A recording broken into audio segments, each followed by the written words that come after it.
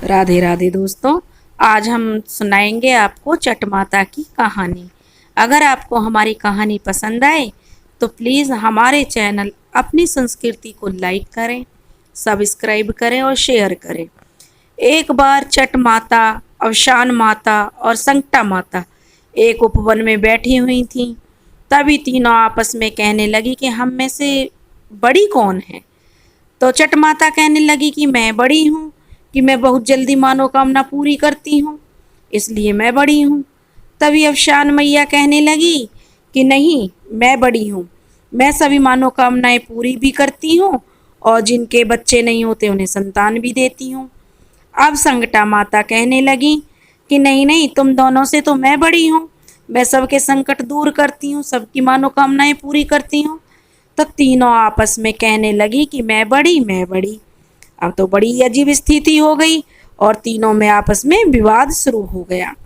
तभी वहां से नारद मुनि जी जा रहे थे, तो उन्होंने तीनों माताओं को देखा तो उन्हें प्रणाम किया। इस पर तीनों माताओं ने नारद जी से कहा कि हे नारद मुनि, आप हमारा एक निर्णय कर दीजिए। इस पर नारद जी ने कहा, माताएं, आप तो जग का कल्याण करने वाली हो, भला मैं आपका निर्णय कैसे कर सकता हूँ। इस पर तीनों माता कहने लगी, नहीं मुनि श्रेष्ठ, निर्णय तो आपको करना ही पड़ेगा। इस पर नारद जी ने कहा कि ऐसी कौन सी समस्या है जिसका निर्णय आप स्वयं नहीं कर पा रही हो।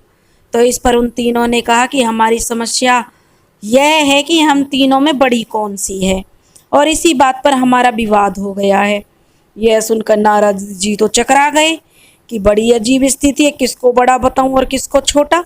जिसको छोटा बता दिया वही माता नाराज हो जाएगी, इससे अच्छा है कि यहाँ से निकल जाने में ही गनीमत है। इस पर नारद जी कहने लगे, हे माताओं, यह तो आप स्वयं ही तय कर लो कि आप में से कौन बड़ी है, भला मैं एक तुच्छ सेवक आपको क्या बता सकता हूँ। इस पर तीनों माताएं कहने लगी कि नहीं मुनि श्रेष्ठ, निर्णय तो आपको कर ही नहीं पड़ेगा, क्योंकि अब विवाद की स्थिति उत्पन्न हो गई है और जब विवाद होता है तो किसी दूसरे को ही निर्णय करना पड़ता है। तो नारद जी ने कहा कि चलो ठीक है, आप मुझे अपनी अपनी महिमा बताइए। तो अवसान मैया कहने लगी कि अगर किसी के आस औलाद नहीं हो, मुकदमाबाजी हो, तो वो मुझसे सच्चे मन से प्रार्थना करता है तो मैं उसकी सारी इच्छाएं पूरी कर देती हूँ।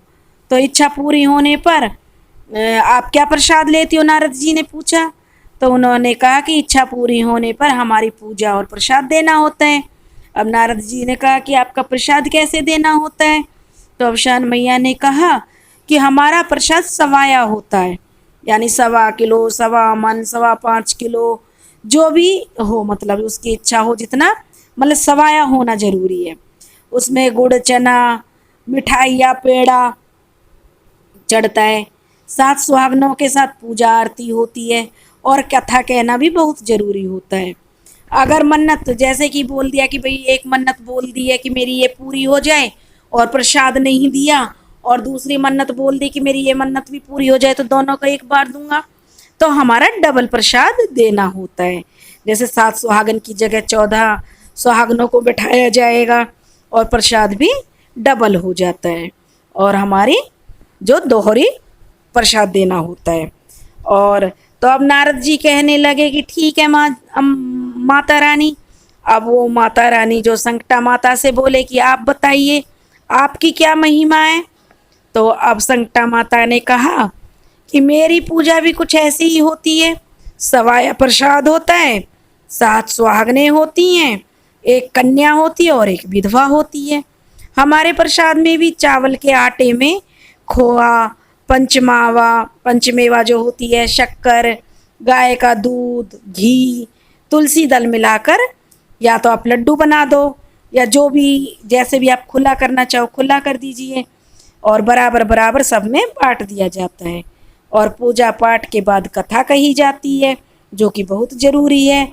तो जैसे ही मेरा जो नाम है, नाम ही संकटा माता है, तो मैं सबके संकट दूर कर देती हूँ।